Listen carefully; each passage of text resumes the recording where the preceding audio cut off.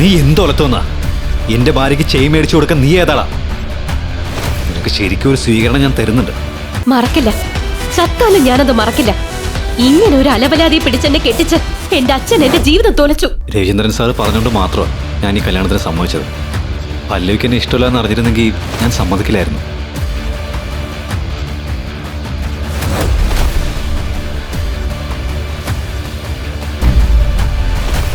അബിയെ ഇങ്ങനെ ദേഷ്യത്തോടുകൂടി ഞാൻ കണ്ടിട്ടേയില്ല. ഇന്നവൻ വേറെ ആരോ ആയ പോലെ തോന്നി എനിക്ക്. ഇത് ആര് വാങ്ങിയതാണെന്ന് നിങ്ങൾക്ക് അറിയാമോ? അത് കോൺഫിഡൻഷ്യൽ ഇൻഫർമേഷനാ മാഡം. സോറി. ബോർഡിംഗ് ടൈം ആയി. Shall we move Mrs Abhimanyu Pillai? Abhimanyu Pillai? എടാ ഒന്നിനും കൊള്ളാത്തവനെ, ഒരു ചെരുപ്പ് തുന്നാൻ പോലും അറിയാത്ത നിനക്ക് ഈ ചെരുപ്പിന്റെ വില എന്താണെന്നറിയൂ? ഛേ, അല്ല, 1.5 ലക്ഷത്തിന്റെ ലൂയി വിറ്റോൺ എടുത്ത് നിന്റെ കയ്യിൽ തന്ന എന്നെ ഇതേ ചെരുപ്പ് കൊണ്ട് തന്നെ അടിക്കണം. ഷോറൂമിൽ കൊണ്ടുപോയി നേരെയാക്കാൻ പറഞ്ഞ ഏതോ തെരുവിലെ കടയിൽ ചെന്ന് നേരെയാക്കി കൊണ്ടുവന്നിരിക്കുന്നു. എടാ വിവരമില്ലാത്തവനെ, ഇതൊക്കെ ഞാൻ എങ്ങനെയാ നാളത്തെ ഫംഗ്ഷൻ ഇടുന്നത്? ഛേ! അങ്ങനെ പറഞ്ഞുകൊണ്ട് തന്റെ കയ്യിലിരുന്ന ചെരുപ്പെടുത്ത് മരുമകൻ അഭിമന്യുവിന്റെ ദേഹത്തേക്ക് വലിച്ചെറിഞ്ഞ് ദേഷ്യം പ്രകടിപ്പിച്ചു മാലിനി എന്ന അവന്റെ അമ്മായിയമ്മ. ഒരു അബദ്ധം പറ്റിയതാ, ക്ഷമിക്കണം. ഞാൻ ഇപ്പൊ തന്നെ കൊണ്ടുപോയിട്ട് ഇത് നേരെയാക്കിട്ട് വരാം. ഇപ്പൊ അങ്ങ് ഒലത്തും. പോടാ, പോയി എല്ലാവർക്കും ജ്യൂസ് എടുത്തോണ്ട് വാ. അഭിമന്യുവിനെതിരെ നടന്ന ഈ അനീതിയെ ദൂരെ നിന്ന് കാണുകയായിരുന്നു അവിടുത്തെ വേലക്കാരി കനക. മോൻ അവരുടെ കോലം കണ്ടില്ലേ? ചെറിയ പിള്ളേരെ പോലെ മിനുക്കി തേച്ച് നടക്കുന്നു. നമ്മളെപ്പോലെ അധ്വാനിച്ച് സമ്പാദിച്ചവരല്ലാത്തതുകൊണ്ട് ആളുകളെ ബഹുമാനിക്കാൻ അറിയില്ല.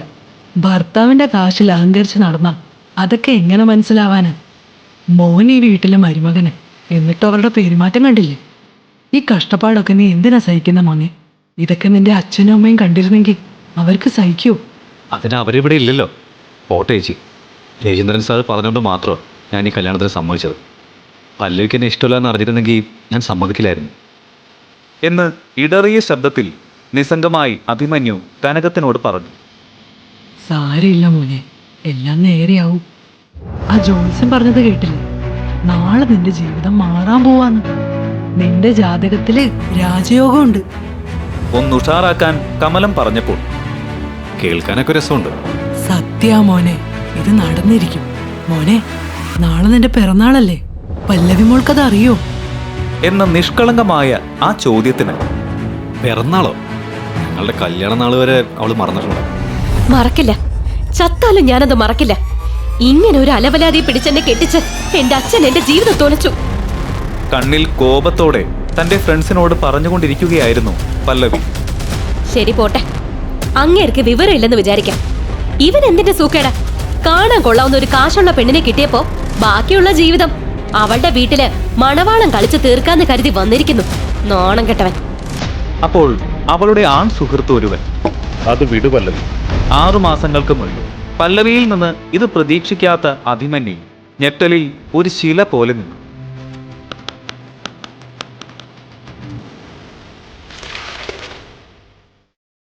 വേറെ വഴിയില്ലാതെ കല്യാണ ദിവസം മുതൽ പല്ലവിയുടെ വീട്ടിൽ കാശ് വാങ്ങാതെ ജോലി ചെയ്യുന്ന ഒരു വേലക്കാരനെ പോലെ അവൻ ജീവിക്കാൻ തുടങ്ങി. ഇടി, നിനക്ക് ഇഷ്ടമല്ലെങ്കിൽ അങ്ങ് ഡിവോഴ്സ് ചെയ്താ പോരെ? അത് അത്രയ്ക്ക് എളുപ്പമല്ല. ഞാൻ അങ്ങനെ കയറി അവനെ ഡിവോഴ്സ് ചെയ്താ അച്ഛന്റെ സ്വത്തിൽ ഒരു തരി എനിക്ക് കിട്ടില്ല. കാരണം ഈ കല്യാണം അങ്ങേര് ഉറപ്പിച്ചതാ. അപ്പോ ഇതാണോ ഇനി നിന്റെ വിധി? അല്ല, 3 ദിവസത്തിന് ശേഷം അമേരിക്കയില് 200 കോടി പ്രോജക്റ്റ് സൈൻ ചെയ്യാൻ പോവല്ലേ. അത് കഴിഞ്ഞ് വന്നതിന് ശേഷം ആ പിച്ചക്കാരനെ ഞാൻ വീട്ടിൽ നിന്ന് വലിച്ച് പുറത്തേക്കറി. നീ കണ്ടോ? എന്നു പറഞ്ഞ കോപത്തോടെ പല്ലവി ഒരു ഷോട്ട് കുടിച്ചു. പിറ്റേ ദിവസം ധൃതിയിൽ പല്ലവി തന്റെ വസ്ത്രങ്ങളെല്ലാം പാക്ക് ചെയ്തുകൊണ്ടിരിക്കെ അബി തന്റെ പോയതിന് കുറച്ചു സമയത്തിനുള്ളിൽ തന്നെ അവളുടെ അച്ഛൻ വളരെ ഹാപ്പിയായി ആ വീട്ടിലേക്ക് കയറി വന്നു. മോനെ, എടാ മരുമോനെ. ഈ കുടുംബത്തിൽ തന്നെ മരുമോനെ എന്ന് വിളിക്കുന്ന ഏക വ്യക്തി അദ്ദേഹം ആയതുകൊണ്ട് വളരെ സന്തോഷത്തോടു കൂടി വന്ന് അവൻ അദ്ദേഹത്തിന്റെ അടുത്ത് നിന്നു. Many more happy returns of the day my dear. ഒരാളെങ്കിലും ഇത് ഓർമ്മിച്ചു വെച്ചുവല്ലോ എന്ന സന്തോഷത്തിലായിരുന്നു അബി. ചേച്ചി ഇവന്റെ ബർത്ത്ഡേ കേക്ക് ഫ്രിഡ്ജിൽ വെച്ചിട്ടുണ്ട്, അതൊന്ന് എടുത്തോണ്ട് വരും. ഓ, കൊണ്ടുവരാൻ സാർ. പല്ലവി വിഷ് ചെയ്തോ? ആ, ചെയ്തിരുന്നു. അബിയുടെ ആ സന്തോഷം ഒരു നിമിഷം പോലും നിലനിന്നില്ല. സാർ, ഇതിൽ കേക്കൊന്നും ഇല്ലല്ലോ. ശ്രദ്ധിച്ചു നോക്ക് ചേച്ചി, അത് അവിടെ തന്നെ ഉണ്ട്. ഇല്ല സാർ, ഇവിടെ കേക്കൊന്നും കാണുന്നില്ല. ഇല്ലേ? വാങ്ങി ഞാൻ ഫ്രിഡ്ജിൽ വെച്ചാണല്ലോ. എന്ന് പറഞ്ഞ് തിരിഞ്ഞു നോക്കിയ രവി കണ്ടത് ആ കേക്ക് കഴിക്കുന്ന അവരുടെ വീട്ടിലെ ടിനോ എന്ന പട്ടിയെയാണ്. അത് കണ്ട് ദേഷ്യം വന്ന രവി, മാലിനി ഇത് മുൻകൂട്ടി മനസ്സിലാക്കിയ ജാനകി ഫോണിൽ സംസാരിക്കുന്നു എന്ന് അഭിനയിച്ച് ഒരു അഹങ്കാരത്തോടെ അവരുടെ മുന്നിലേക്ക് വന്നു. ഇവന്റെ പെരുന്നാളിന് മേടിച്ച കേക്ക് ആരാ ടിനോയ്ക്ക് കൊടുത്തത്? അയ്യോ, മരുമോൻ സാറിന്റെ പിറന്നാളായിരുന്നോ ഇന്ന്? അയ്യോ, ഇതറിയാതെ ഞാൻ ഈ കേക്ക് ആ ടിനോന് കൊടുത്തല്ലോ എന്ന് മാലിനി കളിയാക്കിക്കൊണ്ട് പറഞ്ഞപ്പോൾ, എന്താ ചേട്ടാ, കുറച്ച് കോസ്റ്റ്ലി ആയിട്ടുള്ള കേക്ക് മേടിച്ചൂടെ മരുമോന്? ഞാൻ വിചാരിച്ചു ഇത് പട്ടിക്കെങ്ങാനും കൊടുക്കാൻ മേടിച്ചതാണെന്ന്. ദേഷ്യത്തിൽ ചുവന്ന കണ്ണുകളുമായി അവളെ നോക്കി നിൽക്കുന്ന രവികുമാർ. ഇദ്ദേഹത്തെ പോലൊരു മഹാന്. എടീ, അങ്കിൾ, ഞാൻ കാരണം നിങ്ങൾ ഒരിക്കലും തല്ലുകൂടാൻ പാടില്ല. അങ്കിൾ വിഷ് ചെയ്തപ്പോൾ തന്നെ എനിക്ക് സന്തോഷമായി. എന്നെ അനുഗ്രഹിക്കണം എന്ന് പറഞ്ഞ് അഭി രവിചന്ദ്രന്റെ അനുഗ്രഹം മേടിക്കുന്നു. അവനെ അയാൾ ഒരു വാത്സല്യത്തോടെ കെട്ടിപ്പിടിക്കുന്നു. അതേ സമയത്ത് തന്നെ അഭിയുടെ ഫോണിലേക്ക് പല്ലവിയുടെ ഒരു ടെക്സ്റ്റ് മെസ്സേജ് വരുന്നു. ജീവിതത്തിൽ ആദ്യമായി തനിക്ക് അവൾ ഒരു മെസ്സേജ് അയച്ചതിൽ സന്തോഷിച്ചുകൊണ്ട് അവളെ കാണാൻ വേണ്ടി അയാൾ ചെല്ലുന്നു. തന്റെ പിറന്നാൾ അവൾ ഓർമ്മിച്ച് എന്തോ സർപ്രൈസ് തരാൻ വിളിച്ചതാണെന്ന് കരുതി അവൻ സന്തോഷിക്കുന്നു. വഴിയിൽ അവൾക്കൊരു ഫ്ലവർ ബൊക്കെ നൽകുന്നതിന് വണ്ടി നിർത്തി അഭി ഇറങ്ങുന്നു. ആ സമയത്ത് അവന് മറ്റൊരു ഫോൺ കോൾ വരുന്നു. പല്ലവിയുടെ സഹോദരനാണ് അവനെ വിളിക്കുന്നത്. എടാ, ഒരു പണിയുമില്ലാത്ത നിനക്ക് 2 ചെരുപ്പ് തയ്ച്ചിട്ട് വരാൻ 2 ദിവസം വേണം. നിന്നെപ്പോലെ ഒരുത്തനെ പിടിച്ച് എന്റെ പെങ്ങളെ കെട്ടിച്ച തന്തയെ പറഞ്ഞാൽ മതിയല്ലോ. അത് കേട്ട് ദേഷ്യം വന്ന അഭി, നോക്ക്, സംസാരിക്കുമ്പോൾ സൂക്ഷിച്ച് സംസാരിക്കണം. എടാ, ഇന്ന് എൻ്റെ പിറന്നാളാണ്. അതുപോലും മനസ്സമാധാനമായിട്ട് ആഘോഷിക്കാൻ സമ്മതിക്കാതെ എന്തിനാ നീ നിന്റെ അമ്മയെ എന്നെ ഇങ്ങനെ പെടാപ്പാട് പെടുത്തുന്നത്? എടാ, ഒരു പ്രായം കഴിഞ്ഞ ബർത്ത്ഡേ നന്നായി സമ്പാദിച്ചവരും ലൈഫിൽ സെറ്റിലായവരും ഒക്കെ മാത്രമേ ആഘോഷിക്കാറുള്ളൂ. നിന്നെപ്പോലെ ഭാര്യയുടെ വീട്ടില് ഓസിന് ചോറും കറിയും അടിച്ചുകൊണ്ടിരിക്കുന്ന അവന്മാർക്ക് എന്തിനാ ഇത്തരം ആഘോഷങ്ങളൊക്കെ? മര്യാദയ്ക്ക് പോയി ചെരുപ്പ് തയ്ച്ചു വാ. 2 എക്സ്ട്രാ പീസ് ചോറിന്റെ കൂടെ തരാൻ ഞാൻ പറയാം. അതല്ല 4 കഷ്ണം വേണമെങ്കിൽ അതും തരാം. ഇത് മതിയാവില്ലേ ബർത്ത്ഡേ ഗിഫ്റ്റായിട്ട്? പോയി ആ ചെരുപ്പ് തയ്ച്ചിട്ട് വാടാ. കളിയാക്കി പല്ലവിയുടെ സഹോദരൻ ഫോൺ വെച്ചപ്പോൾ ഒരു നിമിഷം ദേഷ്യത്തിൽ തന്റെ അമ്മായിയമ്മയുടെ ചെരുപ്പെടുത്ത് ദേഷ്യത്തോടെ റോട്ടിൽ വലിച്ചെറിയാൻ അഭി ശ്രമിക്കുന്നു. പക്ഷെ ചെയ്യുന്നില്ല. ചേട്ടാ, ഇതിവിടെ ഇരിക്കട്ടെ, ഞാൻ തിരിച്ചു വരുമ്പോൾ എടുത്തോളാം. ശരി. പല്ലവിയെ കാണാനുള്ള ഉത്സാഹത്തിൽ അഭി അവളുടെ ഓഫീസിലെത്തി. വണ്ടി പാർക്ക് ചെയ്ത് ഇറങ്ങി നടക്കാൻ പോകുന്നതിന് മുൻപ് തന്നെ ഒരു കാർ വന്ന് ആ ബൈക്കിലിടിച്ചു. ആ കാറിൽ നിന്നും പുറത്തു വന്ന അവളുടെ ഫ്രണ്ട് തന്റെ തെറ്റ് മറയ്ക്കുന്നതിന് വേണ്ടി അഭിയോട് ആവശ്യമില്ലാതെ ചൂടാവുന്നു. നിനക്കെന്താടാ കണ്ണ് കണ്ടൂടെ? നിന്റെ പാട്ടവണ്ടി കൊണ്ടുവന്നിരിക്കാൻ എന്റെ കാറേ കിട്ടിയുള്ളൂ. നീ കാരണം എന്റെ വണ്ടിയിൽ സ്ക്രാച്ച് വീണു. അലവലാതി. അതും പറഞ്ഞ് ദേവ ചൂടായപ്പോൾ അഭിക്ക് വല്ലാതെ ദേഷ്യം വന്നു. മര്യാദയ്ക്ക് സംസാരിക്കണം. ഇവിടെ മാറ്റി പാർക്ക് ചെയ്യാൻ പറഞ്ഞാൽ ഞാൻ മാറ്റിയാൻ. അതിന് കൊണ്ടുവന്നിരിക്കേണ്ട കാര്യമുണ്ടോ? ശരിക്കും ചൂടാവേണ്ടത് ഞാനാ എന്ന് പറഞ്ഞ് അഭിയെ ഒന്ന് കണ്ണോടിച്ച് അവൻ നോക്കി. ഒന്ന് ചൂടായി നോക്ക്. കാണാൻ ഒരു പിച്ചക്കാരനെ പോലെ ഇരിക്കുന്ന നിന്നെയൊക്കെ ആരടാ ഇതിന്റെ ഉള്ളിലേക്ക് കയറ്റി വിട്ടത്? ഇനി ഒരു തവണ കൂടി ഞാൻ ഇവിടെ നിന്നെ കണ്ടുപോകരുത്. ഓടാ ഇവിടെ നിന്ന്. ഇത്രയൊക്കെ നടന്നിട്ടും തന്റെ കോപത്തെ മൊത്തം ഒതുക്കി പല്ലവിയെ കാണാൻ വേണ്ടി അഭി ലിഫ്റ്റിൽ കയറി ചെല്ലുന്നു. എന്നെ ആ നെക്ലസ് കാണുന്നില്ല. എവിടെ പോയിന്നറിയില്ല.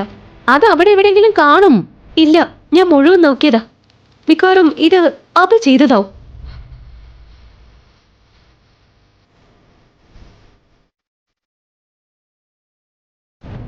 അഭി, മര്യാദയ്ക്ക് പറഞ്ഞു, ഈ ബോക്സിലുണ്ടായിരുന്ന ചെയിൻ എവിടെ?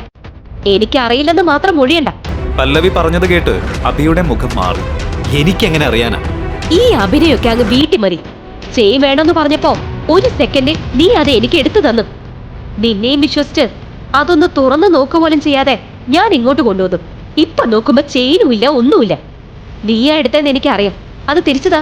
പല്ലവി, സത്യമായിട്ട് ഞാൻ എടുത്തിട്ടില്ല പല്ലവി. അത് സഫേർ ജെയിംസ് പതിച്ച കോസ്റ്റ്ലി ചെയിനാ. US-ലേക്ക് പോകുമ്പോ കൂടെ കൊണ്ടുവരുള്ളതായിരുന്നു. അത് മാത്രമല്ല, അതൊരു ലക്കി ചെയിനാ. മര്യാദയ്ക്ക് തിരിച്ചതാ. പല്ലവി പ്ലീസ്, എല്ലാവരും നോക്കുന്നുണ്ട്. ഷർട്ടിന്റെ കോളറിൽ നിന്ന് കൈയെടുക്കുക. ശബ്ദം താഴ്ത്തിക്കൊണ്ട് അവളുടെ അടുത്ത് അവൻ കെഞ്ചി. കൈയെടുക്കാൻ പറ്റില്ല. നിന്നെ കല്യാണം കഴിച്ച അന്ന് മുതൽ എന്റെ മാനം പോയിക്കൊണ്ടിരിക്കുക. നിന്നെ പോലൊരുത്തനെ കല്യാണം കഴിച്ചത് എനിക്കെന്തോ പ്രശ്നമുള്ളത് കൊണ്ടാണെന്ന് ഓൾറെഡി ഇവിടെ ഒരു ഗോസിപ്പ് പരന്നു കഴിഞ്ഞു. മതി. എന്റെ അച്ഛൻ പറഞ്ഞു എന്ന ഒരൊറ്റ കാരണം കൊണ്ട് നിന്നെ കല്യാണം കഴിച്ചതും മതി. ഇപ്പൊ ഞാൻ ഈ അനുഭവിക്കുന്നതും മതി. പല്ലവി അവനോട് ദേഷ്യപ്പെട്ടുകൊണ്ടിരിക്കുമ്പോൾ അവിടേക്ക് വന്ന പല്ലവിയുടെ ഫ്രണ്ട്. പല്ലവി, എന്താ പ്രശ്നം? ഇവൻ എന്തിനാ നിന്നോട് സംസാരിക്കുന്നത്? What's happening here? ആരാടാ ഇവൻ? അങ്ങനെ പറയാനുള്ള ക്വാളിറ്റി ഒന്നും ഇവനില്ല. എനിക്ക് പോവാൻ 1 മണിക്കൂർ കൂടിയേ സമയമുള്ളൂ. അതിനുള്ളില് എനിക്ക് ചെയിൻ കിട്ടിയിരിക്കണം. പറഞ്ഞില്ലെന്ന് വേണ്ട. പല്ലവി, ഡോൺ വെറി ഡിയർ. നീ അമേരിക്കയിലേക്ക് പോയി വരുമ്പോൾ നിനക്ക് ഇതുപോലൊരെണ്ണം ഞാൻ പ്രിവി. നിനക്ക് നന്നായി ചേരുന്ന ഒരെണ്ണം. ദേവ പല്ലവിയുടെ തോളിൽ കൈവച്ച് സമാധാനിപ്പിക്കാൻ പറഞ്ഞപ്പോൾ അത് കേട്ട് അവളുടെ മുഖത്ത് പുഞ്ചിരി വരുന്നത് കണ്ട് അബി മനസ്സുടഞ്ഞ് തിരിഞ്ഞു നടക്കാൻ തുടങ്ങുന്നു. അതെന്താടാ നിന്റെ കയ്യിൽ? ചുമ്മാ ഒന്ന് നോക്കട്ടെ. നമുക്ക് താടാ. ഇതെന്തിനാ?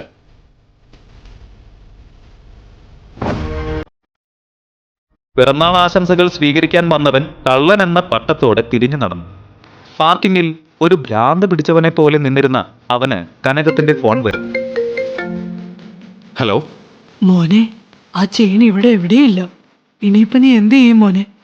എന്ന് ചോദിച്ച കനകത്തോട് എനിക്കറിയില്ല ചേച്ചി. ഒരു പാവമായി അബി പറഞ്ഞു. എന്റെ താലി ചെയിൻ തന്നു കഴിഞ്ഞാൽ അത് വെച്ച് മറ്റേ ചെയിൻ പോലെ ഉണ്ടാക്കി കൊടുക്കാൻ പറ്റുമോ? കമലം സഹായിക്കാൻ വേണ്ടി ചോദിച്ചപ്പോൾ പെട്ടെന്ന് അവൻ തളർന്നിരുന്ന് കരഞ്ഞുപോയി. മോനെ, മോനെ, മോനെ. ചേച്ചി, അങ്ങനെ ചോദിക്കാനുള്ള മനസ്സുണ്ടല്ലോ, അത് മതി ചേച്ചി. ഇത് ഞാൻ നോക്കിക്കോളാം. ശരി മോനെ. പല്ലവി ദേഷ്യത്തിൽ അവളുടെ ചെയറിൽ ഇരിക്കുന്നു. അവളുടെ ചുറ്റും അവളുടെ ഫ്രണ്ട്സും നിൽക്കുന്നുണ്ടായിരുന്നു. പല്ലവിയുടെ ഫ്രണ്ട് അവളെ സമാധാനിപ്പിച്ചു കൊണ്ടിരുന്നു. ഇങ്ങനെ വാശി പിടിക്കല്ലേ പല്ലവി. ചെക്ക് ഇൻ ചെയ്യാൻ ഇനി 1/2 മണിക്കൂർ പോലും ഇല്ല. അവൻ ഈ സമയം കൊണ്ട് അതൊക്കെ വിറ്റിട്ടുണ്ടാവുന്നേ. അതെ പല്ലവി, അവൻ പറയുന്നത് കേക്ക്. അമേരിക്കൻ യാത്ര അത്രയ്ക്ക് ഇമ്പോർട്ടന്റാ. തിരിച്ചു വന്നിട്ട് വേണമെങ്കിൽ കംപ്ലൈന്റ് ചെയ്യാം. സമയമായില്ലേ, പോവാൻ നോക്ക് പല്ലവി. എല്ലാവരും പറഞ്ഞപ്പോൾ പകുതി മനസ്സോടെ സ്യൂട്ട് കേസ് എടുത്ത് യാത്രയാകുന്നു പല്ലവി. 1 മിനിറ്റ്, വണ്ടി ഒന്ന് നിർത്ത്. എന്തുപറ്റി? അവന്റെ വണ്ടി കാണുമ്പോ തന്നെ എനിക്ക് ദേഷ്യം വരുന്നു. ഇടിച്ച് നുറുക്കടാ. പല്ലവി കോപത്തോടു കൂടി പറഞ്ഞപ്പോൾ പല്ലവിയുടെ സുഹൃത്ത് വേഗത്തിൽ വണ്ടി ഓടിച്ച് അവന്റെ ബൈക്ക് ഇടിച്ച് തെറിപ്പിക്കുന്നു. പെട്ടെന്ന് എതിരെ ഒരു ഓട്ടോറിക്ഷ വന്നു നിൽക്കുന്നു. പെട്ടെന്ന് കാർ നിർത്തുന്നു.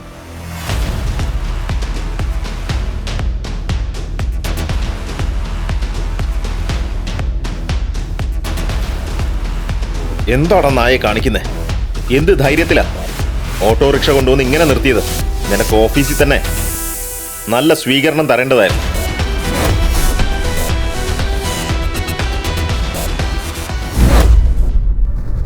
നീ എന്തൊലത്തോന്നാ? എൻ്റെ ഭാര്യയ്ക്ക് ചെയിൻ മേടിച്ചു കൊടുക്കാൻ നീ ഏതാളാ? നിനക്ക് ശരിക്കും ഒരു സ്വീകരണം ഞാൻ തരുന്നുണ്ട്.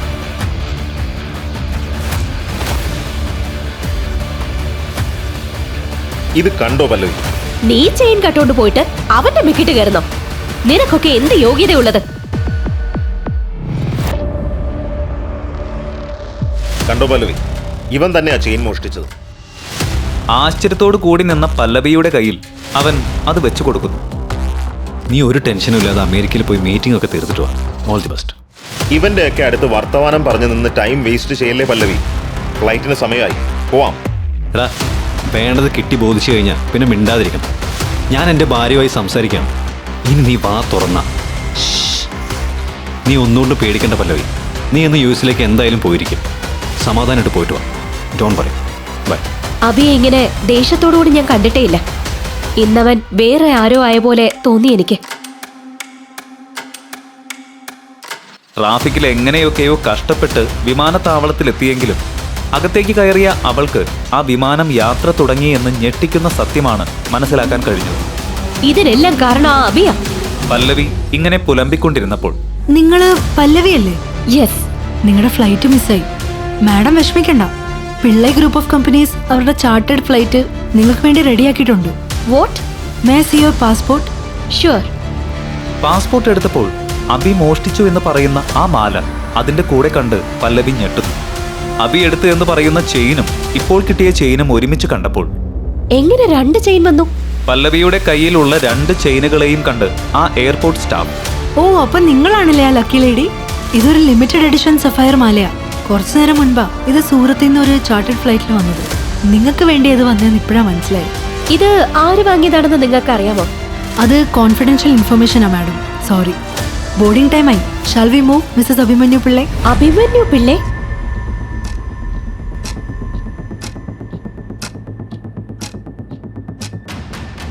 Happy birthday sir.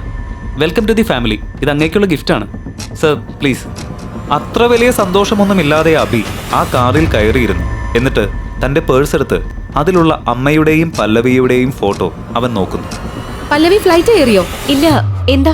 പെട്ടെന്നൊന്ന് എൻട്രൻസ് ഗേറ്റ് വരെ വാ. എന്തിന്? അർജന്റാ, പെട്ടെന്ന് വാ. ശരി, വരാം. എയർപോർട്ട് എൻട്രൻസ് നോക്കി ഓടുന്ന പല്ലവി. അവിടെ അവൾ കണ്ടത് സ്വപ്നത്തിൽ പോലും വിചാരിക്കാത്ത ഒന്ന്. ചെരുപ്പ് തയ്ക്കാൻ പറഞ്ഞ അമ്മായിയമ്മ മരുമകന്റെ കാലിന്റെ മുന്നിൽ വീണപേക്ഷിക്കുന്ന കാഴ്ച എല്ലാവരും കാണുന്നു. അതുമാത്രമല്ല, താലി വാങ്ങാൻ പോലും കാശില്ല എന്ന് പറഞ്ഞ ഭർത്താവ് തന്റെ ഭാര്യയ്ക്ക് വേണ്ടി ഒരു ചാർട്ടേഡ് ഫ്ലൈറ്റ് എങ്ങനെ സംഘടിപ്പിച്ചു? ബെൻസ് കാറിന് സ്വന്തക്കാരനായ ഒരുത്തൻ ഒരു പിച്ചക്കാരനായി അഭിനയിച്ചത് എന്തിന്? യുഎസിലേക്ക് യാത്രയാവേണ്ട ഒരു ഫ്ലൈറ്റ് പോലും ആ പിച്ചക്കാരന് വേണ്ടി കാത്തു നിൽക്കുന്നത് എന്തിന്? ആരാണ് ഈ അഭിമന്യു പിള്ളൈ? അഭിമന്യു മഹാഭാരത കഥയിലെ വീരനായകൻ. എന്നാൽ നമ്മുടെ അഭിമന്യു നിസ്സഹായനായ ഒരു സാധാരണക്കാരനാണ്. എന്നാൽ അവനാണ് നമ്മുടെ ഹീറോ. പക്ഷേ അവനൊരു കോടീശ്വര ബിസിനസ് കുടുംബത്തിന്റെ മരുമകനാണ്. തന്റെ അവസ്ഥ കണ്ട് വീട്ടിലെ ജോലിക്കാർ പോലും അവനോട് പറയാറുണ്ടായിരുന്നു, നിങ്ങൾക്ക് പണം എന്തെങ്കിലും വേണമെങ്കിൽ ഞങ്ങളോട് പറയൂ, ഞങ്ങൾ തരാം. വെറുതെ ഇങ്ങനെ ദരിദ്രരെ പോലെ നടക്കല്ലേ. ഒരു സമ്പന്ന കുടുംബത്തിലെ മരുമകനായതുകൊണ്ട് അഭിമന്യു വില കൂടിയ കാറുകൾ ഓടിച്ചിട്ടുണ്ട്, വിലയേറിയ വലിയ ക്ലബ്ബുകളിൽ പോയിട്ടുണ്ട്, വലിയ ഹോട്ടലുകളിൽ കയറി ഭക്ഷണം കഴിച്ചിട്ടുണ്ട്. പക്ഷേ എല്ലാം മറ്റുള്ളവരുടെ ഔദാര്യമായിരുന്നു. ആ വീട്ടിലുള്ളവരുടെ ഡ്രൈവറായും ജോലിക്കാരനായും എല്ലാമാണ് അവൻ പലയിടത്തും പോയത്. അപമാനം എന്നത് അവന്റെ ജീവിതത്തിൽ സാധാരണമായിരുന്നു. പലയിടത്തു നിന്നും അവൻ അവഹേളിക്കപ്പെട്ടിട്ടുണ്ട്. ചില ദിവസങ്ങളിൽ വലിയ ഹോട്ടലുകളിൽ ഓരോരുത്തർ അവരുടെ ഭാര്യമാരെ കൊണ്ടുവരുമ്പോൾ അഭി ആലോചിക്കും, ഒരു ദിവസം എന്റെ സമയവും വരും. അന്ന് ഞാൻ എന്റെ സ്വന്തം കാറിൽ എന്റെ പല്ലവിയെയും കൊണ്ട് ഇതുപോലുള്ള ഹോട്ടലിൽ വരും. എന്നിട്ട് അവൾക്ക് ഇഷ്ടമുള്ളതെല്ലാം വാങ്ങിച്ചു കൊടുക്കും. അതും ആലോചിച്ച് അവൻ ഉറക്കത്തിൽ ചിരിക്കാൻ തുടങ്ങി. സുന്ദരമായ സ്വപ്നത്തിന്റെ ലഹരിയിലിരിക്കുമ്പോൾ അവന്റെ ഫോൺ ശബ്ദിച്ചു. അബി ഞെട്ടി എഴുന്നേറ്റു. അവൻ കണ്ണു തിരുമ്മി മൊബൈൽ സ്ക്രീനിലേക്ക് നോക്കി. ആ നമ്പർ കണ്ടപ്പോൾ തന്നെ അവൻ കണ്ട സ്വപ്നത്തിന്റെ മൂടെല്ലാം പോയി. അത് അവന്റെ ഭാര്യ പല്ലവിയുടെ കസിൻ രമ്യയായിരുന്നു. അബിയെ എപ്പോഴും അപമാനിക്കാൻ മാത്രം നോക്കുന്നവളായിരുന്നു രമ്യ. അബി ഒന്ന് സംശയിച്ചു നിന്നതിന് ശേഷം ഫോൺ എടുത്തു. അപ്പോൾ അപ്പുറത്തു നിന്നും കളിയാക്കുന്ന തരത്തിലൊരു ശബ്ദം കേട്ടു. എന്താണ് അളിയ, ഫുൾ ടൈം ഉറക്കം തന്നെയാണോ? അബി മെല്ലെ പറഞ്ഞു. അത് ഒന്നുമില്ല, ഞാൻ. അപ്പോൾ രമ്യ ഇടയ്ക്ക് കയറി പറഞ്ഞു, അതൊക്കെ എന്തെങ്കിലും ആവട്ടെ, എനിക്ക് വേണ്ടി ഒരു കാര്യം ചെയ്യണം. എന്റെ ഒരു നെക്ലസ് അവിടെ SS ജ്വല്ലറിയിലുണ്ട്. അവിടുന്ന് എന്നെ വിളിച്ചിരുന്നു. ഇപ്പൊ തന്നെ അവിടെ പോയി അത് കളക്ട് ചെയ്യണം. എന്നിട്ട് അതും കൊണ്ട് ഇങ്ങോട്ട് വരണം, വേഗം വരണം. അത് കേട്ട് അഭിമന്യു മടിച്ചുകൊണ്ട് പറഞ്ഞു, രമ്യ എനിക്കിപ്പോ ബാങ്കിൽ പോണം. രമ്യ ചിരിച്ചുകൊണ്ട് പറഞ്ഞു, എന്റെ പൊന്നളിയ, എന്തിനാണ് വെറുതെ തിരക്കുണ്ടെന്ന് എന്റെ മുന്നിൽ കാണിക്കുന്നത്? വെറുതെ ഒഴിവ് കഴിവുകൾ പറയാതെ ഞാൻ പറഞ്ഞ കാര്യം ചെയ്യേ. 1 മണിക്കൂറിനുള്ളിൽ എനിക്ക് ആ മാല ഇവിടെ കിട്ടണം. അതുകൊണ്ട് മുങ്ങിക്കളയരുതിട്ടോ, നല്ല വിലയുള്ളതാ. അപ്പോൾ അബി അല്പം ദേഷ്യത്തോടെ പറഞ്ഞു, നോക്കു രമ്യ, ഞാൻ ഇന്നവരെ ജീവിതത്തിൽ ഒരു സാധനവും മോഷ്ടിച്ചിട്ടില്ല. പിന്നെ എന്റെ കാര്യത്തിൽ ഇത്ര സംശയം ഉണ്ടെങ്കിൽ മാല വാങ്ങിക്കൊണ്ടുവരാൻ വേറെ ആരെങ്കിലും ഏൽപ്പിച്ചാ പോരെ? അപ്പൊ രമ്യ വീണ്ടും പരിഹാസത്തോടെ പറഞ്ഞു, ഈ കുടുംബത്തിൽ നിനക്ക് ആരോടും തർക്കിക്കാൻ പോലും അനുവാദമില്ലെന്ന് ഇപ്പോഴും മനസ്സിലായിട്ടില്ലേ? തൽക്കാലം ഞാൻ പറഞ്ഞ കാര്യം ചെയ്യും.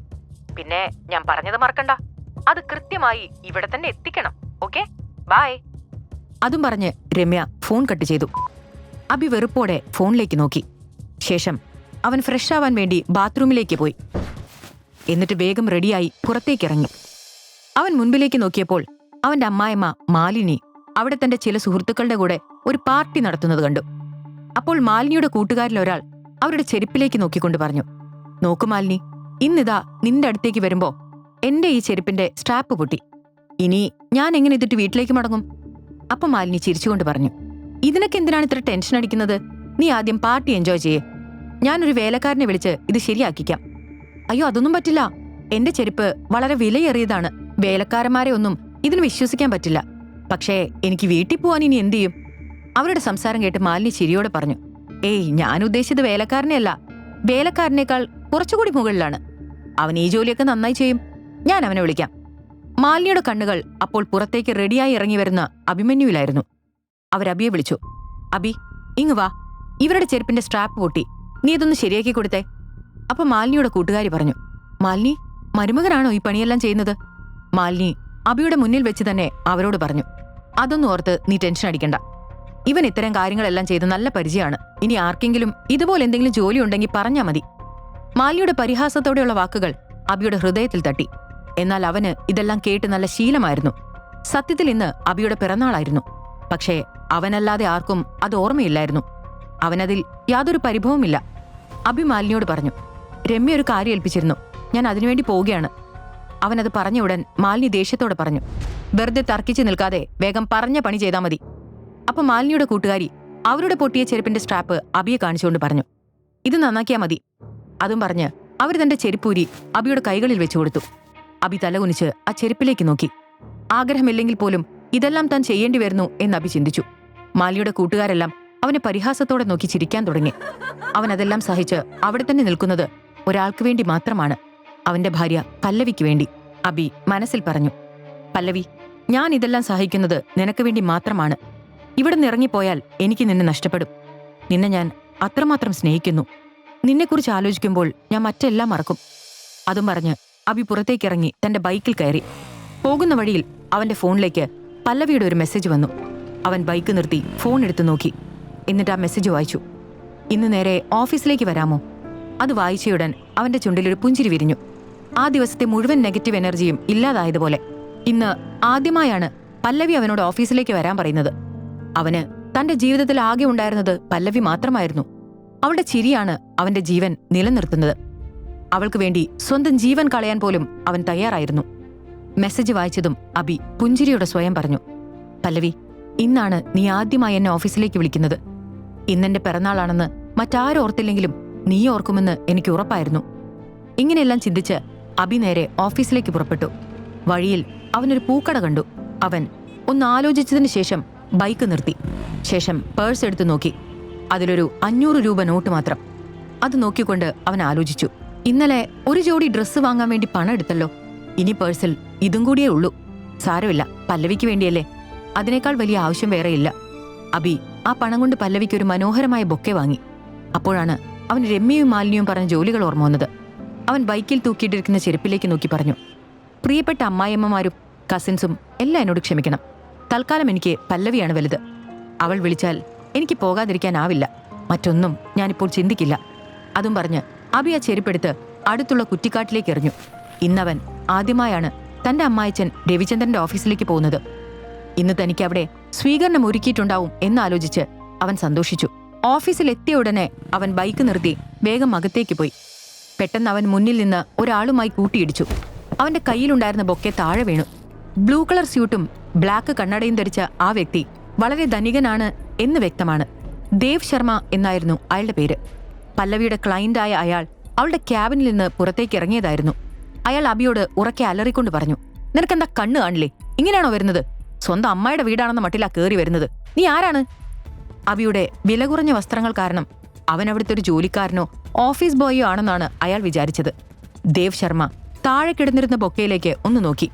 എന്നിട്ട് അത് തന്റെ കാൽ കീഴിൽ ചവിട്ടിയരച്ച് പുറത്തേക്ക് പോയി. അബി സങ്കടത്തോടെ തലകുനിച്ച് അതിലേക്ക് തന്നെ നോക്കിക്കൊണ്ട് നിന്നു. അതേസമയം പല്ലവി തന്റെ ക്യാബിനിലെ ഗ്ലാസിനുള്ളിലൂടെ ഈ രംഗം കാണുന്നുണ്ടായിരുന്നു. അവളുടെ കണ്ണുകൾ നിറഞ്ഞു. അബി പെട്ടെന്ന് പല്ലവിയെക്കുറിച്ച് ആലോചിച്ചപ്പോൾ അപമാനമെല്ലാം ഒരു നിമിഷം മറന്നു. അവൻ സ്വയം പറഞ്ഞു, നിനക്കെന്നെ എത്ര ഇഷ്ടമാണെന്ന് എനിക്കറിയാം. അതുകൊണ്ടല്ലേ എന്നോട് ഇങ്ങോട്ട് വരാൻ പറഞ്ഞത്. ഞാനിതാ നിന്റെ അടുത്ത് എത്തിക്കഴിഞ്ഞു. അബി പല്ലവിയുടെ ക്യാബിനിലേക്ക് കയറി. അവൾ പെട്ടെന്ന് പുറത്തേക്കുള്ള കർട്ടൻ വലിച്ചു താഴ്ത്തി. പക്ഷെ അവളുടെ കണ്ണുനീർ അബി കണ്ടിരുന്നു. അവൻ പല്ലവിയുടെ അടുത്തേക്ക് നീങ്ങി നിന്നു. അവളുടെ കണ്ണുകൾ തുടച്ചുകൊണ്ട് പറഞ്ഞു, എന്താ നിനക്ക് പറ്റിയേ? ഇതൊക്കെ പോട്ടെ, എന്നെക്കുറിച്ചോർത്ത് നീ ഇത്ര ടെൻഷൻ അടിക്കണ്ട. എനിക്കിതൊക്കെ ശീലമായിപ്പോയി. അപ്പോൾ പല്ലവി ഉറക്കെ അവനോട് പറഞ്ഞു, ഇത്രയൊക്കെ അപമാനിക്കപ്പെട്ടിട്ടും എന്തുകൊണ്ടാണ് നീ എന്റെ ജീവിതത്തിൽ നിന്ന് പോവാത്തത്? ദയവ് ചെയ്ത് ഇവിടുന്ന് പൊക്കോളൂ. പല്ലവിയുടെ വാക്കുകൾ കേട്ട അബിയിൽ ഒരു ഞെട്ടലുണ്ടായി.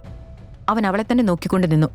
അപ്പോൾ പല്ലവി തുടർന്നു, നീ എന്റെ ഭർത്താവല്ല, എന്റെ പാപങ്ങൾക്കുള്ള ശിക്ഷയാണ് നീ. സത്യത്തിൽ നിനക്ക് എന്താണ് വേണ്ടത്? എന്റെ പപ്പ എന്നെ നിർബന്ധിച്ച് നിന്നെക്കൊണ്ട് വിവാഹം കഴിപ്പിച്ചു. അതിനുള്ള ശിക്ഷ ഞാൻ ഇപ്പോഴും അനുഭവിക്കുന്നു. നീ ഒരിക്കലും എന്റെ ഭർത്താവാൻ യോഗ്യനല്ലായിരുന്നു. ഇന്നും ഞാൻ നിന്നെ എന്റെ ഭർത്താവായി കാണുന്നില്ല. കണ്ണീരോടെ പല്ലവി വീണ്ടും പറഞ്ഞുകൊണ്ടിരുന്നു, എവിടെ പോയാലും എനിക്ക് അപമാനമല്ലാതെ മറ്റൊന്നും നിനക്ക് തരാൻ സാധിക്കുന്നില്ല. നീ എന്റെ ജീവിതത്തിലെ ഒരു കളങ്കമാണ്. ഇനിയെങ്കിലും എന്നിൽ നിന്ന് അകന്നു പോ. അതും പറഞ്ഞ് പല്ലവി ക്യാബിനിൽ നിന്നും ഇറങ്ങി. എനിക്ക് നിന്നെ മനസ്സിലാവും. പക്ഷേ എന്നെങ്കിലും ഒരിക്കൽ തീർച്ചയായും നീ എന്നെ മനസ്സിലാക്കും എന്നെനിക്ക് ഉറപ്പുണ്ട്. അന്ന് ലോകത്തിലെ എല്ലാ സന്തോഷങ്ങളും ഞാൻ നിനക്ക് വേണ്ടി കൊണ്ടുവരും.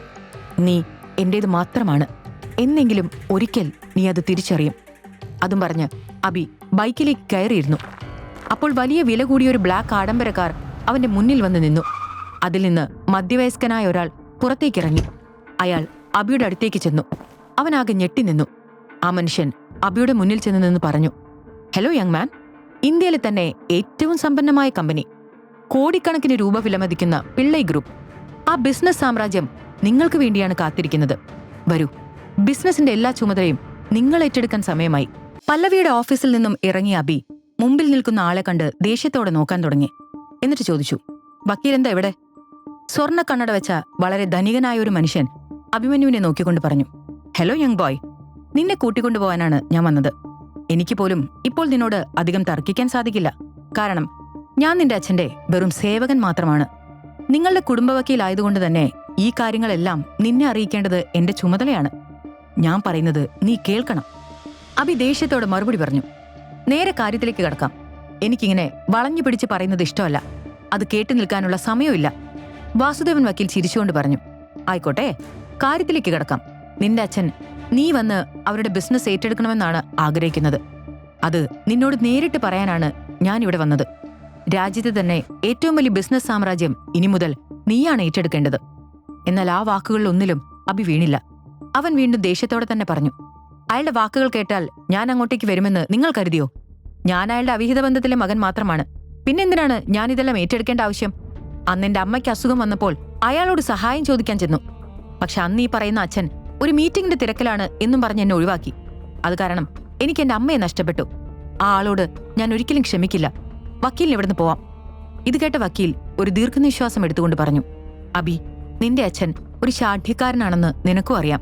അവര് വിചാരിച്ചാൽ ആരെയും ഒരു നിമിഷം കൊണ്ട് നശിപ്പിക്കാൻ സാധിക്കും. അതുകൊണ്ട് വെറുതെ അദ്ദേഹത്തെ പിണക്കാൻ നിൽക്കണ്ട. നിനക്ക് എന്തൊക്കെ സംഭവിച്ചിട്ടുണ്ടെങ്കിലും അതെല്ലാം നീ മറക്കണം.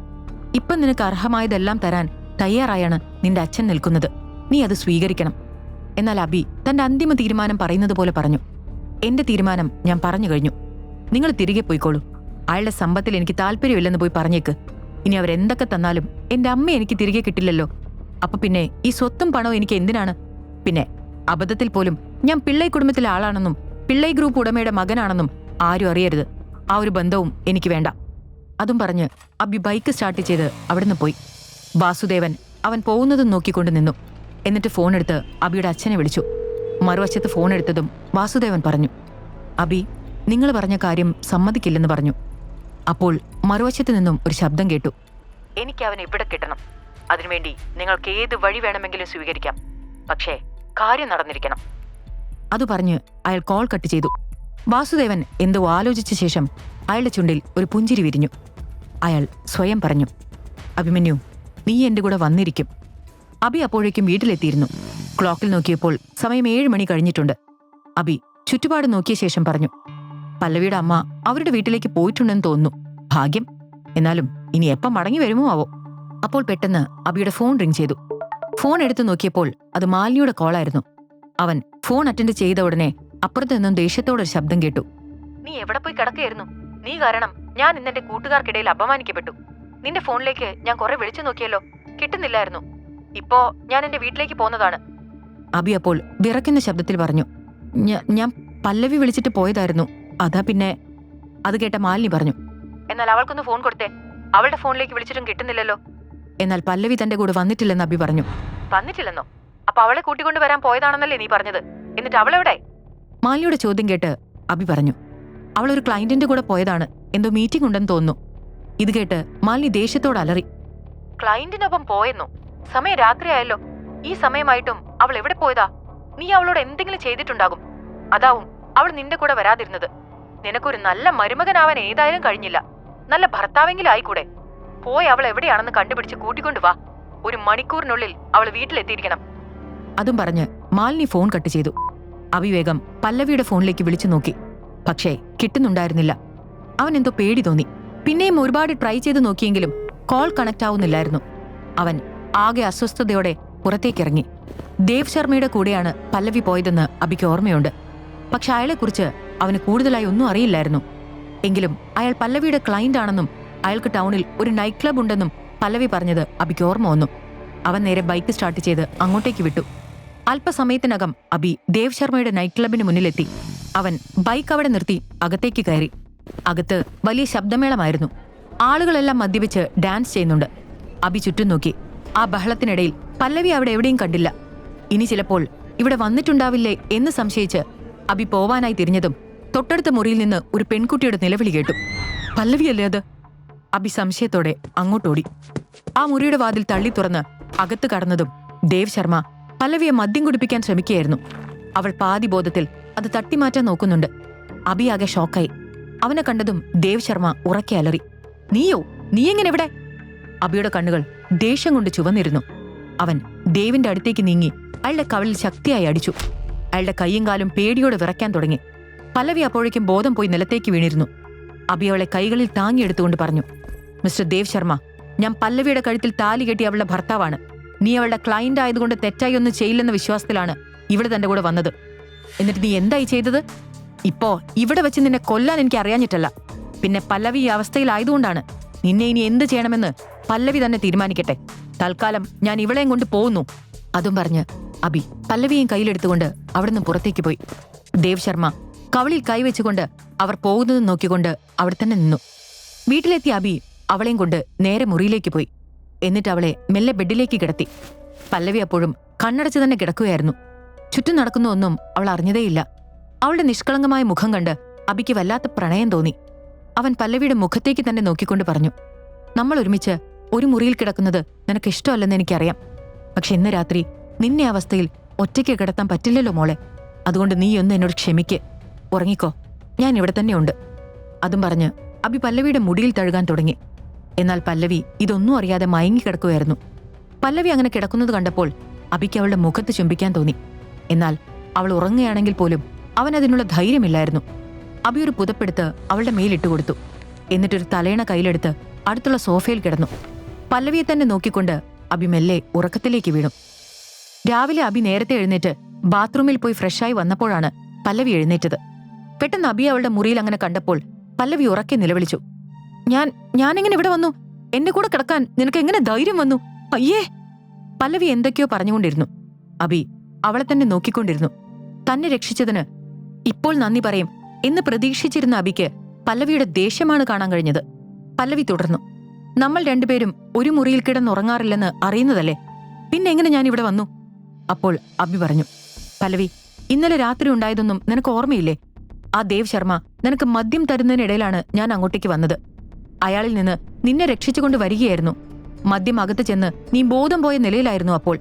അതുകൊണ്ടാണ് നിന്നെ ഒറ്റയ്ക്ക് കിടത്തണ്ട എന്ന് വിചാരിച്ച് ഞാനും ഇവിടെ തന്നെ കിടന്നത്.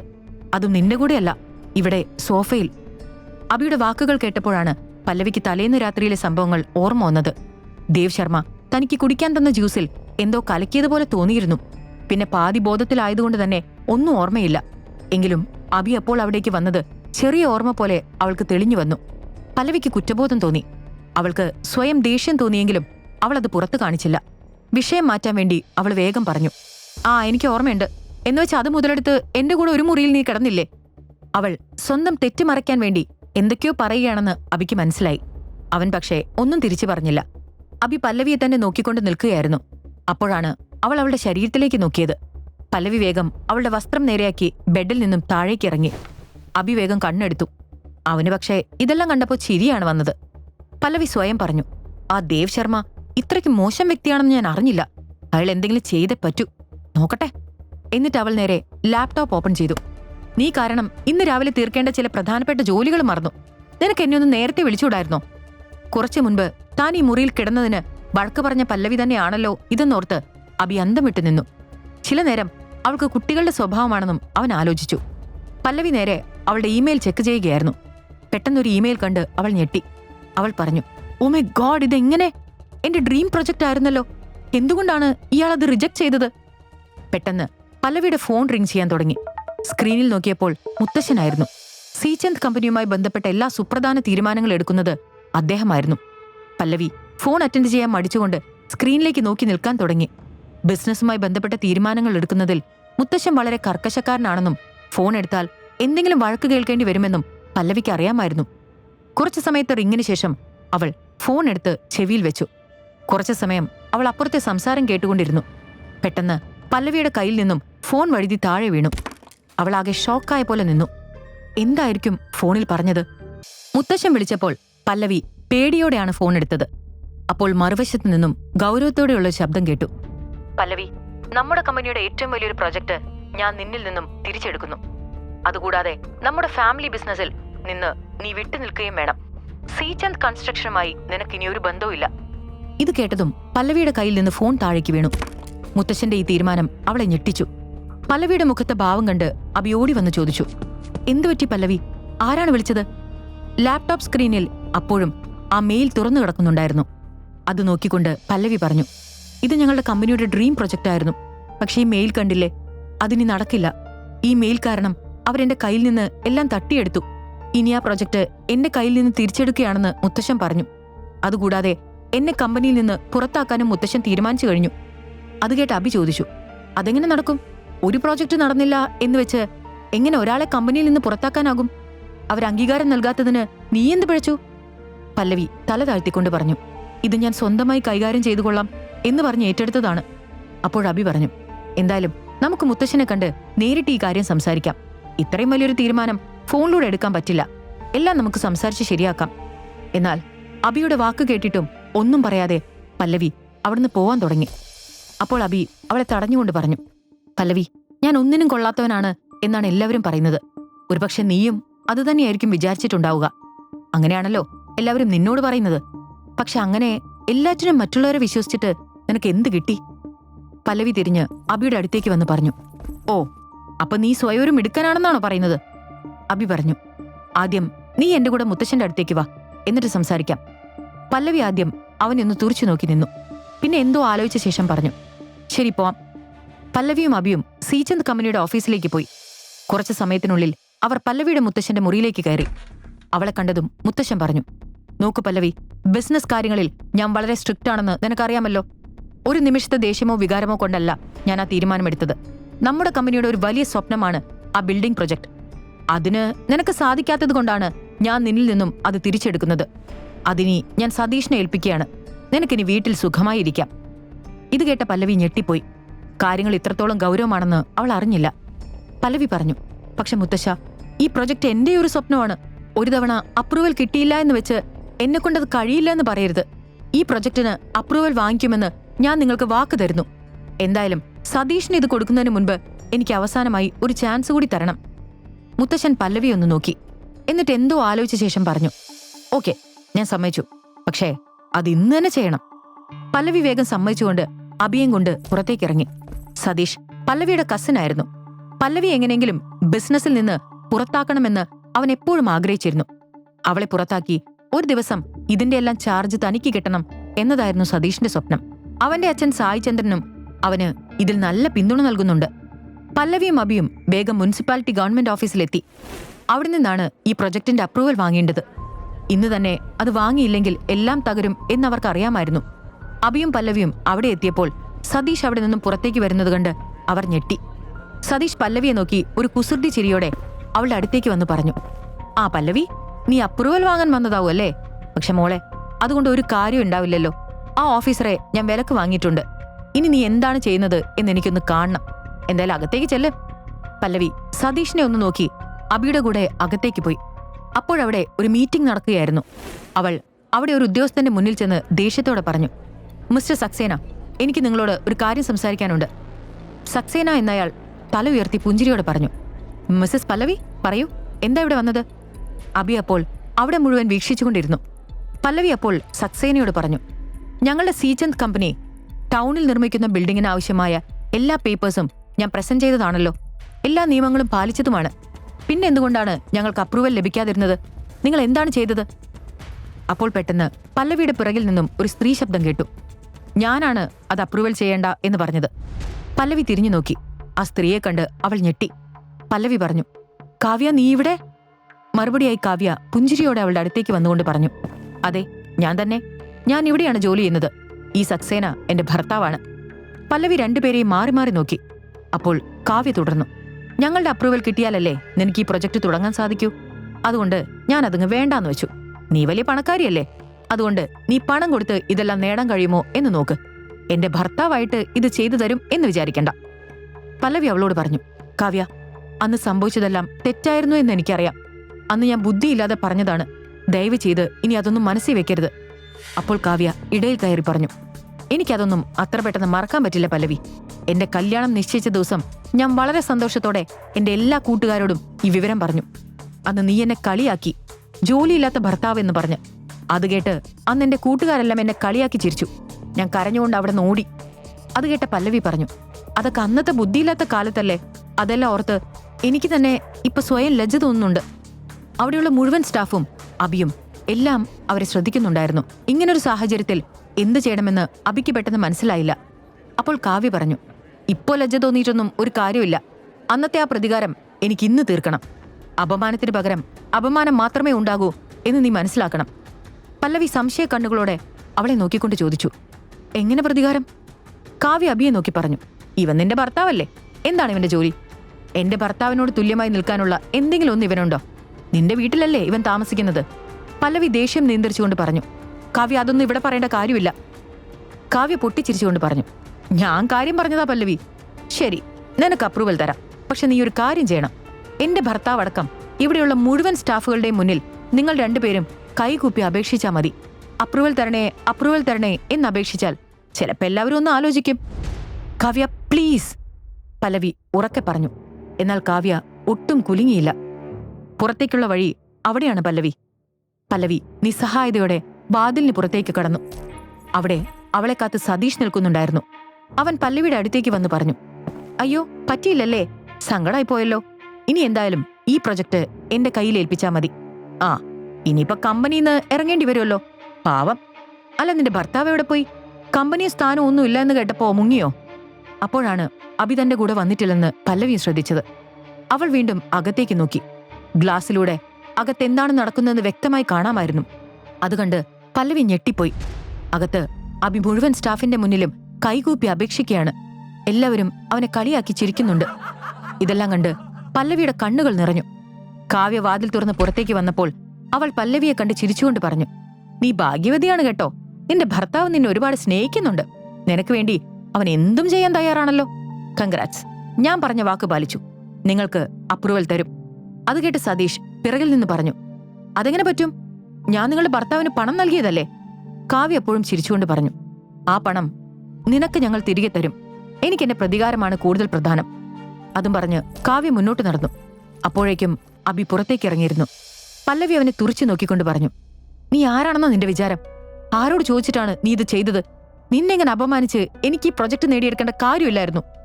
അബി ഒന്നും മിണ്ടാതെ കേട്ടുകൊണ്ടിരുന്നു. പല്ലവി കണ്ണീരോടെ പറഞ്ഞു. എന്തായാലും നമുക്കിവിടുന്ന് പോവാം. അതും പറഞ്ഞ് പല്ലവി മുന്നോട്ട് നടന്നു. കുറച്ചു സമയം കൊണ്ട് അബിയും പല്ലവിയും വീട്ടിലേക്ക് മടങ്ങി. അവർ വീട്ടിലെത്തിയപ്പോഴേക്കും പല്ലവിക്ക് മുത്തശ്ശന്റെ കോൾ വന്നു. മോളെ പല്ലവി, കാര്യങ്ങളെല്ലാം ഞാൻ അറിഞ്ഞു. നീ അപ്രൂവൽ നേടിയെടുത്തല്ലേ? നിന്റെ ഈ വിജയം ആഘോഷിക്കാൻ ഞാൻ ഇന്ന് നമ്മുടെ പഴയ ആ വീട്ടിൽ ഒരു പാർട്ടി സംഘടിപ്പിക്കുന്നുണ്ട്. ഇത് കേട്ട് പല്ലവി സന്തോഷത്തോടെ പറഞ്ഞു. ശരി മുത്തശ്ശ, ഞങ്ങൾ വരാം. അതും പറഞ്ഞ് അവൾ ഫോൺ കട്ട് ചെയ്തു. അവളുടെ സന്തോഷം കണ്ട് അബി ചോദിച്ചു. എന്താ പറ്റിയത്? പല്ലവി സന്തോഷത്തോടെ പറഞ്ഞു. മുത്തശ്ശൻ ഇന്ന് ഞങ്ങളുടെ പഴയ വീട്ടിൽ ഒരു പാർട്ടി സംഘടിപ്പിക്കുന്നുണ്ട്. നമ്മൾ രണ്ടുപേരെയും അങ്ങോട്ടേക്ക് ക്ഷണിച്ചു. പെട്ടെന്ന് അല്പം ഗൗരവത്തോടെ പറഞ്ഞു. അതായത് എന്നെ പാർട്ടിയിലേക്ക് ക്ഷണിച്ചിട്ടുണ്ട്. പിന്നെ എന്നെ കൊണ്ടുവിടാൻ നീയും വരുമെന്ന് ഞാൻ അവരോട് പറഞ്ഞിട്ടുണ്ട്. പല്ലവിയുടെ ഉള്ളിൽ അബിയും കൂടെ വരണമെന്നാണെന്ന് അവന് മനസ്സിലായി. അവന് സന്തോഷം തോന്നി. പക്ഷേ അവനത് മുഖത്ത് കാണിച്ചില്ല. രണ്ടുപേരും വേഗം പാർട്ടിയിലേക്ക് പോയി. അബിയെയും പല്ലവിയെയും അവിടെ കണ്ടപ്പോൾ രമ്യയുടെയും സതീഷിന്റെയും മനസ്സിൽ ചില പ്ലാനുകൾ നടക്കുന്നുണ്ടായിരുന്നു. രമ്യ സതീഷിന്റെ അടുത്ത് ചെന്ന് പറഞ്ഞു. ഞാൻ ഇന്നലെ അബിയോടൊരു കാര്യം പറഞ്ഞിട്ട് അവനത് ചെയ്തില്ല.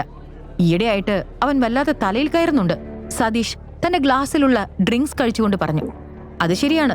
എന്തായാലും എന്റെ മനസ്സിലൊരു പ്ലാൻ ഉണ്ട്. ഇവിടെ കൂടി എല്ലാവരും ഇവരെ കളിയാക്കും. അതിനുള്ള പ്ലാനാണ്. നീയും എന്റെ കൂടെ നിൽക്കണം. രമ്യ സംശയത്തോടെ സതീഷിനെ നോക്കി. എന്താണ് സതീഷിന്റെ മനസ്സിലെ പ്ലാൻ? അപ്പോൾ സതീഷിന്റെ കണ്ണ് അബിയിൽ നിന്നും കുറച്ചു മാറി നിന്ന പല്ലവിയിൽ പതിഞ്ഞു. അപ്പോഴാണ് രമ്യയുടെ ഭർത്താവ് അർജുൻ പല്ലവിയുടെ അടുത്തേക്ക് പോകുന്നത് കണ്ടത്. അർജുൻ പല്ലവിയെ പ്രണയിച്ചിരുന്നു. എന്നാൽ അവന് രമ്യയാണ് വിവാഹം ചെയ്യാൻ സാധിച്ചത്. എങ്കിലും പല്ലവിയോട് സംസാരിക്കാൻ കിട്ടുന്ന ഒരവസരവും അർജുൻ പാഴാക്കിയിരുന്നില്ല. പല്ലവിയാണെങ്കിൽ ഒരിക്കൽ പോലും അർജുനെ ശ്രദ്ധിച്ചതുപോലുമില്ല.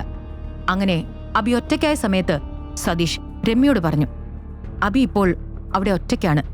ഇനി ഞാൻ എന്താണ് ചെയ്യാൻ പോകുന്നത് എന്ന് നീ കണ്ടോ?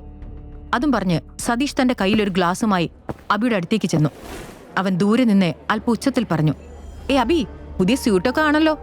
ഇപ്പോ നല്ല ലുക്കിലാണല്ലോ നടത്തം. ഭാര്യയുടെ കാശുകൊണ്ട് ജീവിക്കുമ്പോ എന്തോ ആവാലോ. അല്ലെങ്കിൽ ഇത്രയും വില കൂടിയ വസ്ത്രമൊന്നും നിനക്ക് ധരിക്കാൻ സാധിക്കില്ലല്ലോ. അത് കേട്ട് ചുറ്റും നിന്ന പലരും അബിയെ നോക്കി ചിരിക്കാൻ തുടങ്ങി. അപ്പോൾ രമ്യയും കയ്യിലൊരു വൈൻ ഗ്ലാസുമായി അവിടേക്ക് വന്നു. എന്താണ് സതീഷ് നീ പറയുന്നത്? വെറുതെ അവനെ വിഷമിപ്പിക്കണ്ട. ഇവൻ നമ്മുടെ വീട്ടിലെ മരുമകനല്ലേ?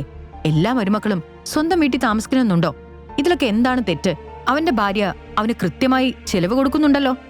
രമ്യയുടെ വാക്കുകൾ കേട്ട് സതീഷ് പൊട്ടിച്ചിരിച്ചുകൊണ്ട് പറഞ്ഞു, ശരിയാ, ബട്ട് രമ്യ, സത്യത്തിൽ പല്ലവി ഇവനെ സ്നേഹിക്കുന്നുണ്ടെന്ന് നിനക്ക് തോന്നുന്നുണ്ടോ? രമ്യ പുഞ്ചിരിയോടെ പറഞ്ഞു, അതെന്താ നീ അങ്ങനെ പറഞ്ഞത്? നീ ഒന്നങ്ങോട്ട് നോക്കിയേ. ഭർത്താവിനെ ഇവിടെ തനിച്ചാക്കി ആ മൂലയിൽ മറ്റാരോട് സംസാരിച്ചിരിക്കുകയാണ് പല്ലവി. സതീഷിന്റെ വാക്കുകൾ കേട്ട അബി അറിയാതെ തന്നെ അങ്ങോട്ടേക്ക് നോക്കി. അവിടെ പല്ലവി അർജുനോട് സംസാരിച്ചുകൊണ്ട് നിൽക്കുന്നുണ്ടായിരുന്നു. അപ്പോൾ രമ്യ പറഞ്ഞു, അത് ശരിയാണല്ലോ. എന്തായാലും പല്ലവി അബിയെ ഇവിടെ ഇങ്ങനെ ഒറ്റയ്ക്ക് വിടാൻ പാടില്ലായിരുന്നു. എന്നിട്ട് അബിയെ നോക്കി പറഞ്ഞു, അതൊക്കെ വിട്, നമുക്ക് എൻജോയ് ചെയ്യാം, കമോൺ. അതും പറഞ്ഞ് രമ്യ ഒരു വൈൻ ഗ്ലാസ് അബിയുടെ നേരെ നീട്ടി. അപ്പോൾ അബി അത് നിരസിച്ചു.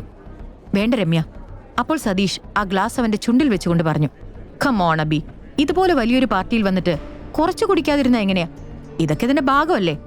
അതും പറഞ്ഞ് അവൻ ആ വൈൻ അബിയുടെ വായിലേക്ക് ബലമായി ഒഴിച്ചു. അബി തട്ടിമാറ്റാൻ നോക്കിയെങ്കിലും ആ മദ്യം മുഴുവൻ അവന്റെ ഉള്ളിലേക്ക് കടന്നിരുന്നു. സതീഷ് തന്റെ ഗ്ലാസ് നീക്കിയ ഉടൻ രമ്യ അവളുടെ കയ്യിലുള്ള ഗ്ലാസ് കാണിച്ചുകൊണ്ട് പറഞ്ഞു, ഇനി എന്റെ ഒരു സന്തോഷത്തിന് ഇതും കൂടെ, എന്നിട്ട് നമുക്ക് എല്ലാം അവസാനിപ്പിക്കാം. അബി തട്ടിമാറ്റിയെങ്കിലും അവർ നിർബന്ധിച്ചുകൊണ്ടിരുന്നു. കുറച്ച് മദ്യം അകത്ത് ചെന്നതുകൊണ്ട് അവന് വല്ലാതെ പിടിച്ചു നിൽക്കാനായില്ല. തല കറങ്ങുന്നത് പോലെ തോന്നി. കുറച്ചു സമയത്തിനുള്ളിൽ അവരവനെ കൊണ്ട് പിന്നെയും മദ്യം അകത്താക്കിച്ചു. ശേഷം സതീഷ് രമ്യയോട് പറഞ്ഞു, ഞാൻ ആദ്യം കൊടുത്ത ഗ്ലാസ്സിൽ അല്പം മയക്കുമരുന്ന് കലർത്തിയിരുന്നു. അത് അതിന്റെ ജോലി ചെയ്യാൻ തുടങ്ങിയെന്ന് തോന്നുന്നു. ഇനി കാണാൻ നല്ല രസമായിരിക്കും. അപ്പോഴേക്കും മാലിനിയും രമ്യയുടെയും സതീഷിന്റെയും അച്ഛൻ സായി ചന്ദ്രനുമെല്ലാം പാർട്ടിയിലേക്ക് എത്തിയിരുന്നു. പല്ലവിയുടെ മുത്തശ്ശൻ ആളുകളെ സ്വീകരിച്ചുകൊണ്ടിരുന്നു. അപ്പോൾ സതീഷ് ആളുകളുടെ ശ്രദ്ധ ക്ഷണിച്ചുകൊണ്ട് അബിയെ നോക്കി പറഞ്ഞു, ലേഡീസ് ആൻഡ് ജെന്റിൽമെൻ, നിങ്ങൾ നമ്മുടെ വീട്ടിലെ മരുമകൻ അബിയെ പരിചയപ്പെട്ടിട്ടില്ലല്ലോ. ഇതാണ് അഭിമന്യു. ഇവൻ ഏത് കുടുംബത്തിൽ നിന്നാണ്? ഇവന്റെ പ്രൊഫഷൻ എന്താണ്? ഇവൻ എങ്ങനെയാണ് പല്ലവിയെ വിവാഹം ചെയ്തത്? ഇതിനെല്ലാമുള്ള മറുപടി അവൻ ഇപ്പൊ പറയും. പറയൂ അബി, എല്ലാവർക്കും നിന്നെ പരിചയപ്പെടുത്തൂ. മദ്യലഹരിയിലായിരുന്ന അബി സതീഷിന്റെ നേർക്ക് നോക്കി നാവ് കുഴഞ്ഞുകൊണ്ട് പറഞ്ഞു, നീ അവളും കൂടെ എന്നെ കുടിപ്പിച്ചില്ലേ? ഇനി ഞാൻ സംസാരിക്കുകയും വേണോ? കേട്ടോ? അപ്പോഴേക്കും ആളുകൾ അവിടെ തടിച്ചുകൂടിയിരുന്നു. അവരാവേശത്തോടെ അത് നോക്കിക്കൊണ്ടിരുന്നു. അബി സതീഷിന്റെ നേർക്ക് നോക്കി പറഞ്ഞു, ഞാൻ നിന്നോടൊരു കാര്യം പറയട്ടെ. നീ വളരെ അത്യാഗ്രഹിയും നീചനുമാണ്. നിനക്ക് കമ്പനി ഏറ്റെടുക്കണം അല്ലേ? നിന്റെ വഴിയിൽ തടസ്സം നിൽക്കുന്ന പല്ലവിയെ ഒഴിവാക്കുകയല്ലേ നിന്റെ ലക്ഷ്യം? അതിനുവേണ്ടി നീ എന്തൊക്കെ കളിയാ കളിക്കുന്നത്? അപ്പോൾ സതീഷ് വേഗം അവനെ തടഞ്ഞുകൊണ്ട് പറഞ്ഞു, കുറച്ച് കുടിച്ചപ്പോഴേക്കും നിനക്കാകെ വെളിവില്ലാതായോ അബി? നീ എന്തൊക്കെയാ പറയുന്നത്? അബി തന്റെ ചുണ്ടിൽ വിരൽ വെച്ച് സതീഷിനോട് മിണ്ടാതിരിക്കാൻ പറഞ്ഞുകൊണ്ട് തുടർന്നു, ഞാൻ പറഞ്ഞു തീർന്നില്ല സതീഷേ. ഈ ബിസിനസ് കിട്ടാൻ വേണ്ടി നീ എന്തെല്ലാമാണ് ചെയ്തത്? നിന്റെ അച്ഛൻ സായി ചന്ദ്രൻ, നിങ്ങൾ ഒരുമിച്ച് മുത്തശ്ശനെ പുകഴ്ത്തി പറഞ്ഞ് സോപ്പിട്ട് നിങ്ങൾ പല്ലവിക്കെതിരെ തിരിക്കുന്നു. അപ്പോൾ മുത്തശ്ശൻ അങ്ങോട്ടേക്ക് വന്ന് പറഞ്ഞു, അബി എന്താ ഇത്? അയ്യോ മുത്തശ്ശ, മുത്തശ്ശനെ പറ്റി എന്ത് പറയാനാ? മുത്തശ്ശൻ എന്തായാലും പല്ലവിക്ക് ഒരു ചാൻസ് കൂടെ കൊടുത്തു. പക്ഷെ നിങ്ങളുടെ ഉള്ളിൽ ഇപ്പോഴും സതീഷിനോടാണ് കുറച്ച് ഇഷ്ടക്കൂടുതൽ, അതെനിക്കറിയാം. അപ്പോഴേക്കും രമ്യ അങ്ങോട്ടേക്ക് വന്നു. അബി നിർത്ത്, ഇത് നമ്മുടെ മുത്തശ്ശനാണ്. അതെ രമ്യ, അതൊക്കെ എനിക്കറിയാം.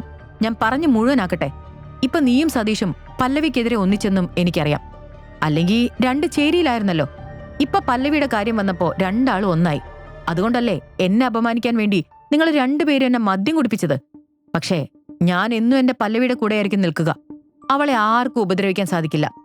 അബി കണ്ണുകൾ നിറഞ്ഞുകൊണ്ട് പറഞ്ഞു, സത്യത്തിൽ നിങ്ങളിൽ ഏറ്റവും കഴിവുള്ളത് പല്ലവിക്കാണ്.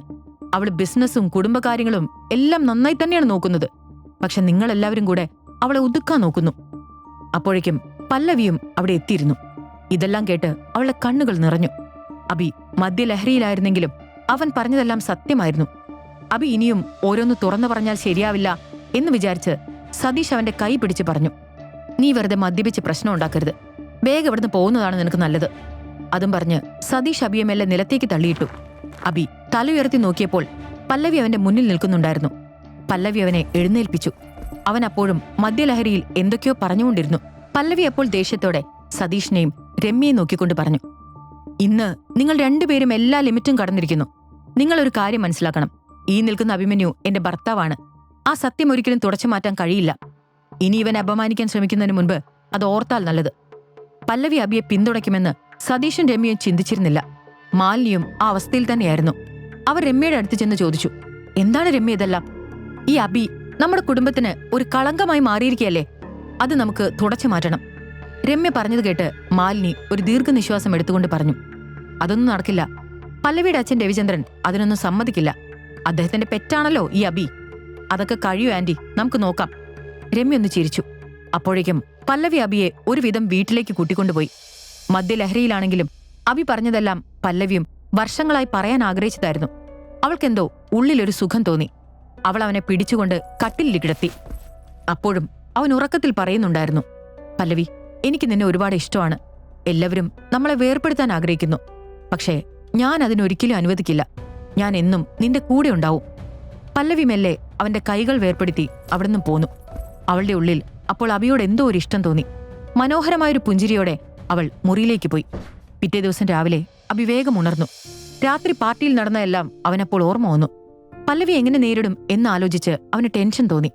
കുറച്ചു കഴിഞ്ഞ് അടുക്കളയിൽ നിന്നും എന്തോ ബഹളം കേട്ടാണ് പല്ലവി ഉണർന്നത്. അപ്പോൾ 2 കപ്പ് കാപ്പിയുമായി അബി അവളുടെ മുന്നിൽ നിൽക്കുന്നു. ഇന്നലെ അങ്ങനെയൊക്കെ ഉണ്ടായതിൽ സോറി. ഞാൻ കാരണം നിനക്കും ഇന്നലെ ഒരുപാട് നാണക്കേടായില്ലേ? പല്ലവി അവനെ തുറച്ചു നോക്കി. എന്നിട്ടൊരു ദീർഘനിശ്വാസം എടുത്ത് ബാത്റൂമിലേക്ക് നടന്നു. അപ്പോൾ അബി വിളിച്ചു പറഞ്ഞു, എന്നോട് ക്ഷമിച്ചോ എന്ന് പറഞ്ഞില്ല. ആദ്യം ഈ കാപ്പിയെങ്കിലും കുടിക്കൂ. മറുപടിയായി പല്ലവി പറഞ്ഞു, എനിക്കൊന്ന് ഫ്രഷ് ആവണം. ഞാൻ തിരിച്ചു വന്നിട്ട് കുടിക്കാം. ഇതും പറഞ്ഞ് അവൾ ബാത്റൂമിലേക്ക് കടന്നു. അബി വീണ്ടും അടുക്കള ഭാഗത്തേക്ക് നീങ്ങി. അപ്പോൾ തന്നെ എന്തോ എടുക്കാൻ വേണ്ടി പല്ലവി വീണ്ടും അടുക്കളയിലേക്ക് വന്നു. അപ്പോൾ അബി മാവ് കുഴയ്ക്കാൻ ശ്രമിക്കുന്നത് കണ്ടു. ഇടയ്ക്കവൻ മൂക്ക് ചൊറിഞ്ഞിട്ട് മൂക്കിൽ സ്വന്തം കൈകൊണ്ട് തൊട്ടു. ഇങ്ങനെ ചെയ്തപ്പോൾ അവന്റെ മുഖത്ത് മാവായി. വെള്ളമെടുക്കാൻ മുൻപോട്ട് നീങ്ങിയ പല്ലവി അബിയുടെ മുഖത്തേക്ക് നോക്കി. അവനെ കണ്ടയുടനെ അവൾ പൊട്ടിച്ചിരിച്ചു. അവൻ വേഗം മുഖം തുടച്ചു. ചിരി നിയന്ത്രിച്ചുകൊണ്ട് പല്ലവി ബാത്റൂമിൽ കയറി അവിടുന്ന് ഉറക്കി ചിരിച്ചു. അവളുടെ ചിരിയുടെ ശബ്ദം അബിയും കേട്ടു. അവന്റെ മുഖത്തും ഒരു പുഞ്ചിരി വിടർന്നു. കുളി കഴിഞ്ഞതിനു ശേഷം പല്ലവി വീണ്ടും മുറിയിൽ പോയി കയ്യിലൊരു പുസ്തകവുമായി ഇരിക്കുകയായിരുന്നു. അപ്പോഴാണ് മാലിനി അങ്ങോട്ടേക്ക് വന്നത്. അവർ പറഞ്ഞു, പല്ലവി, എനിക്ക് നിന്നോടൊരു കാര്യം പറയാനുണ്ട്. ആ അബി ഇന്നലെ എന്തൊക്കെയാണ് ഇവിടെ കാണിച്ചു കൂട്ടിയത്? ഇനിയെങ്കിലും നിനക്കവനെ ഒഴിവാക്കിക്കൂടെ? അതേസമയം മുറിയുടെ പുറത്തുകൂടെ പോകുകയായിരുന്ന അബി അത് കേട്ട് ഒന്ന് അവിടെ തന്നെ നിന്നു. അപ്പോൾ പല്ലവി പറഞ്ഞു, അമ്മേ, എനിക്കതൊന്നും പ്രശ്നമല്ല. അബി എന്റെ ഭർത്താവാണ്.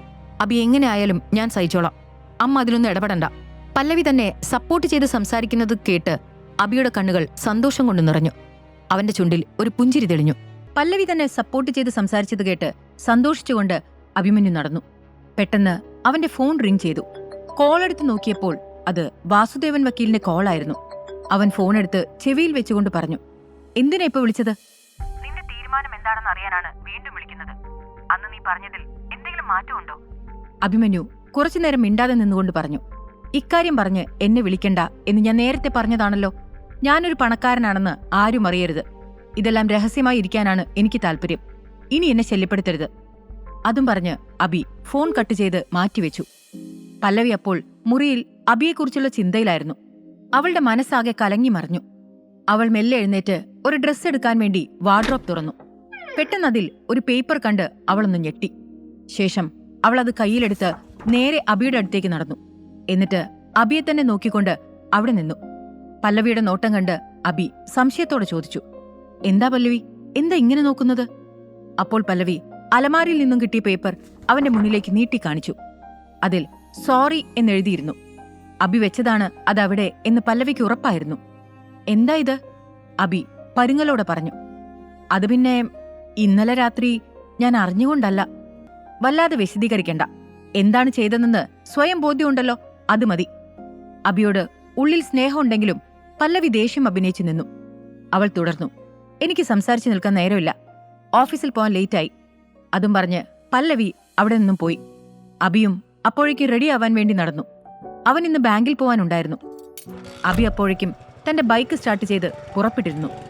അവൻ ഗേറ്റിനടുത്ത് എത്താനായതും പിറകിൽ കാറിൽ നിന്നും പല്ലവി ഹോൺ മുഴക്കി. അബി ബൈക്ക് അവിടെ നിർത്തിക്കൊണ്ട് തിരിഞ്ഞു നോക്കി. ഞാനും ഇന്ന് ബൈക്കിലാണ് വരുന്നത്. ഓഫീസിൽ പെട്ടെന്ന് എത്തേണ്ടതുണ്ട്. കാറിൽ പോയാൽ ട്രാഫിക് ഒക്കെ കഴിഞ്ഞ് എത്താൻ ലേറ്റ് ആവും. ബൈക്കാവുമ്പോ ഒന്നുകൂടെ എളുപ്പമാവും. അബി ഉള്ളിൽ സന്തോഷിച്ചു. അവൻ ചിരിച്ചുകൊണ്ട് തലയാട്ടി. അവളോട് പിറകിൽ കയറാൻ പറഞ്ഞു. പല്ലവി അബിയുടെ കൂടെ ബൈക്കിൽ കയറി. അവൾ അവന്റെ തോളിൽ കൈവച്ചപ്പോൾ അവന്റെ ശരീരം ഒന്നാകെ ഒന്ന് പിടഞ്ഞു. പല്ലവിക്കും പെട്ടെന്ന് മനസ്സൊന്ന് കുളിർത്തു. ഇന്ന് ആദ്യമായി ഇരുവരും പരസ്പരം അടുത്തിരുന്നു. കുറച്ചു സമയം കൊണ്ട് തന്നെ ഇരുവരും സീചന്ദ് ഓഫീസിന്റെ മുന്നിലെത്തി. പല്ലവി ബൈക്കിൽ നിന്നിറങ്ങിയപ്പോൾ തന്നെ അവളുടെ ഫോൺ റിംഗ് ചെയ്തു. അവൾ കോൾ എടുത്തതും അവളുടെ അമ്മ മാലിനി പറഞ്ഞു, മോളെ പല്ലവി, നീ എവിടെ?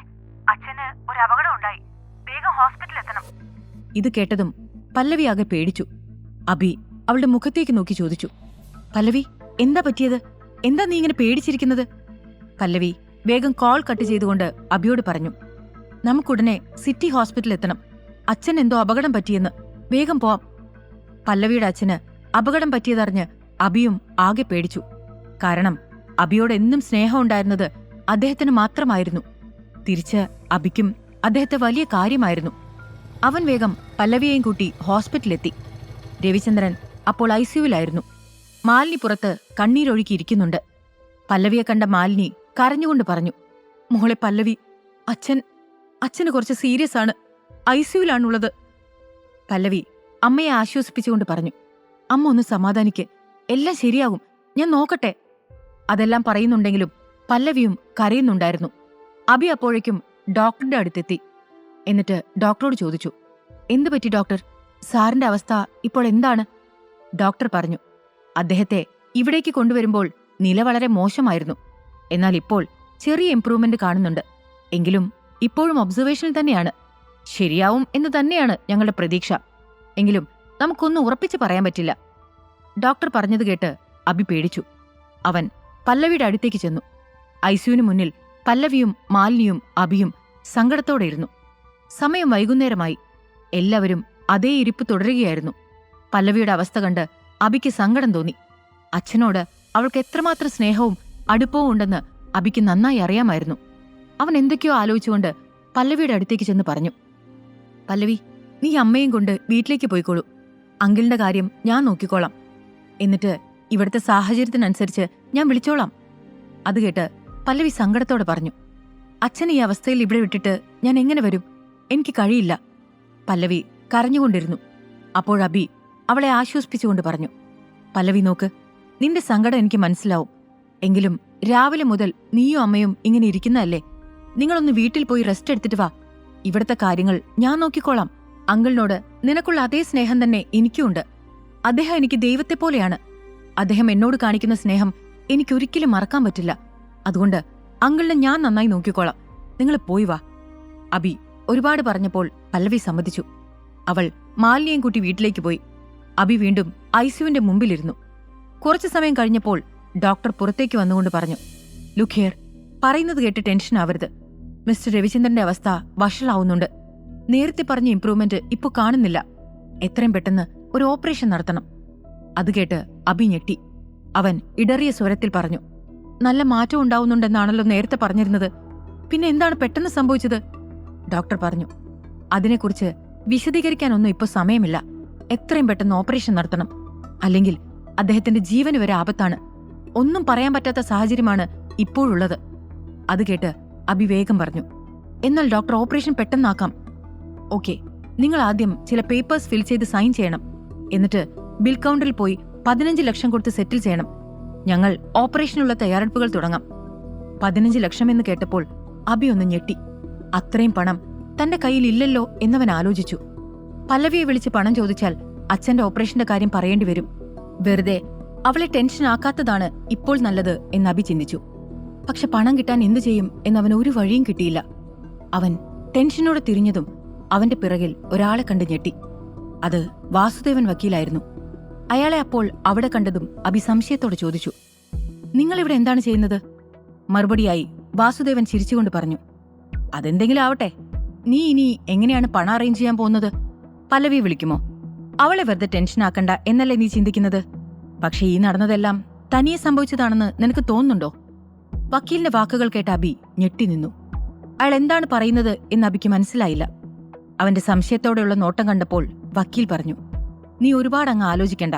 നിന്റെ അച്ഛൻ പറഞ്ഞിട്ടാണ് ഈ അപകടം ഉണ്ടായത്. അബി എന്തു പറയണമെന്നറിയാതെ സ്തബ്ധനായി നിന്നു. വക്കീൽ പറഞ്ഞത് സത്യമാണെന്ന് ഒരു നിമിഷം വിശ്വസിച്ചില്ല. തന്റെ അച്ഛൻ അങ്ങനെ ചെയ്യുമോ? എന്നാൽ വാസുദേവന്റെ മുഖത്ത് ചിരി അപ്പോഴും മാഞ്ഞിരുന്നില്ല. അടുത്ത നിമിഷം അബിയുടെ മുഖം ആകെ ദേഷ്യം കൊണ്ട് ചുവന്നു. അവൻ പറഞ്ഞു, നിങ്ങൾക്കെങ്ങനെ ഇതിന് ധൈര്യം വന്നു? അപ്പോൾ വാസുദേവൻ പറഞ്ഞു, നിന്റെ അച്ഛൻ ആദിത്യപിള്ളയെ നിനക്ക് ശരിക്കും അറിയാത്തതുകൊണ്ടാണ്. ബിസിനസ് ലോകത്തെ തന്നെ വിറപ്പിച്ചവനാണ് അദ്ദേഹം. അപ്പൊ പിന്നെ ഈ അപകടമൊക്കെ അദ്ദേഹത്തിന് വളരെ ചെറിയൊരു കാര്യം മാത്രം. അബി ദേഷ്യത്തോടെ പറഞ്ഞു, നിങ്ങൾ എത്ര വലിയ കുറ്റമാണ് ചെയ്തത് എന്ന് നിങ്ങൾക്കറിയില്ല. ഇതിന് നിങ്ങൾ വലിയ വില നൽകേണ്ടി വരും. അപ്പോൾ വാസുദേവൻ വീണ്ടും പറഞ്ഞു, അത് നൽകാൻ ഞങ്ങൾ തയ്യാറാണ്. അതിന്റെ വില 15 ലക്ഷം രൂപ. അത് ഞങ്ങൾ ഇപ്പോൾ തന്നെ തരാം. അബി പറഞ്ഞു, നിങ്ങൾ പറഞ്ഞത് എന്താണെന്ന് എനിക്ക് മനസ്സിലായി. പക്ഷെ നിങ്ങളുടെ പണം വാങ്ങിയിട്ട് ഞാൻ ഈ ഓപ്പറേഷൻ നടത്തില്ല. അങ്ങനെ എന്നെ വരുതിക്ക് കൊണ്ടുവരാമെന്ന് നിങ്ങൾ കരുതണ്ട. വാസുദേവൻ അപ്പോഴും ചിരിയോടെ പറഞ്ഞു, നിനക്കിപ്പോഴും കാര്യം മനസ്സിലായിട്ടില്ല. ഇപ്പോഴീ പണം വാങ്ങിയില്ലെങ്കിൽ പിന്നെ എന്താണ് ഉണ്ടാവുക എന്ന് സങ്കല്പിച്ചു നോക്കൂ. നിന്റെ അച്ഛൻ കാരണമാണ് ഈ അപകടം ഉണ്ടായതെന്ന് പല്ലവി അറിഞ്ഞാൽ പിന്നെ നിന്നോടുള്ള അവളുടെ പെരുമാറ്റം എങ്ങനെയാവും എന്ന് നീ ചിന്തിച്ചിട്ടുണ്ടോ? നിങ്ങളുടെ കുടുംബ പ്രശ്നം കാരണം നിന്റെ ഭാര്യയ്ക്ക് അവളുടെ അച്ഛനെ നഷ്ടപ്പെടാൻ പോവുകയാണ്.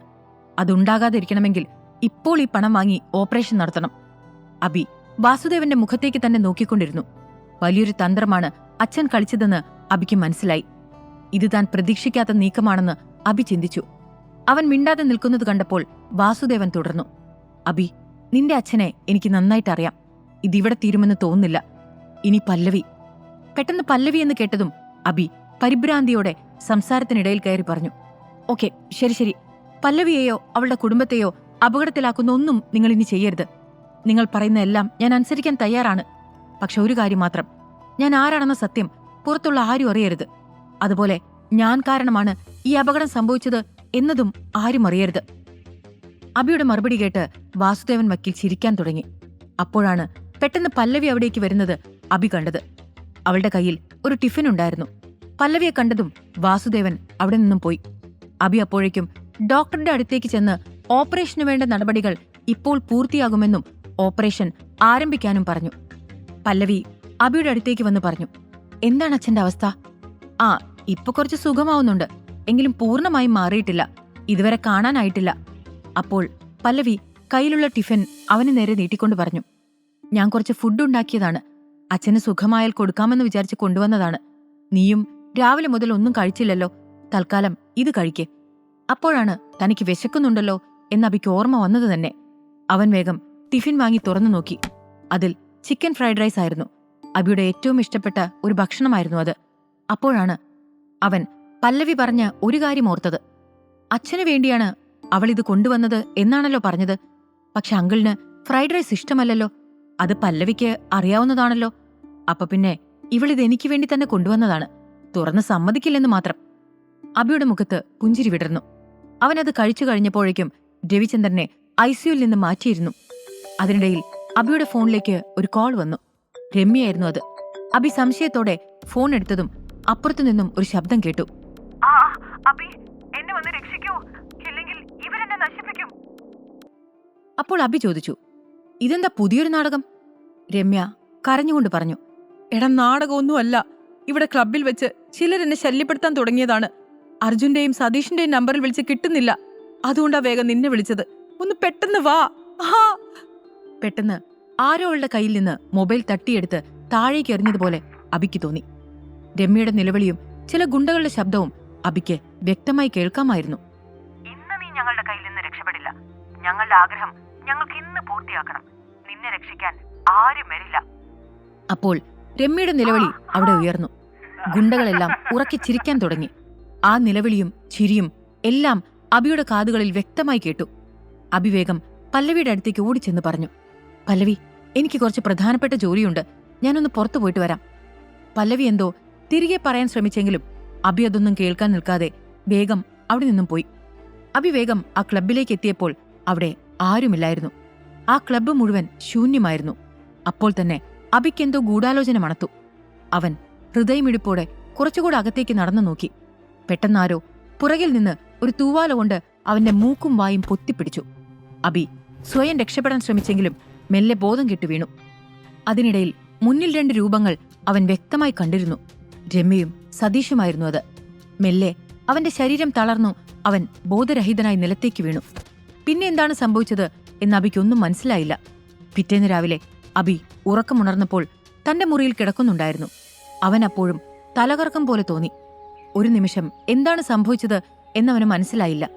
പിന്നെയാണ് അവൻ കഴിഞ്ഞ രാത്രിയിലുണ്ടായിരുന്ന കാര്യങ്ങൾ ഓർത്തെടുത്തത്. അപ്പോൾ അബി ഞെട്ടിക്കൊണ്ട് ആലോചിച്ചു, ഞാൻ എങ്ങനെ ഇവിടെ എത്തി? എനിക്കെന്താണ് സംഭവിച്ചത്? രവിചന്ദ്രൻ അങ്കിൾ ഹോസ്പിറ്റലാണല്ലോ.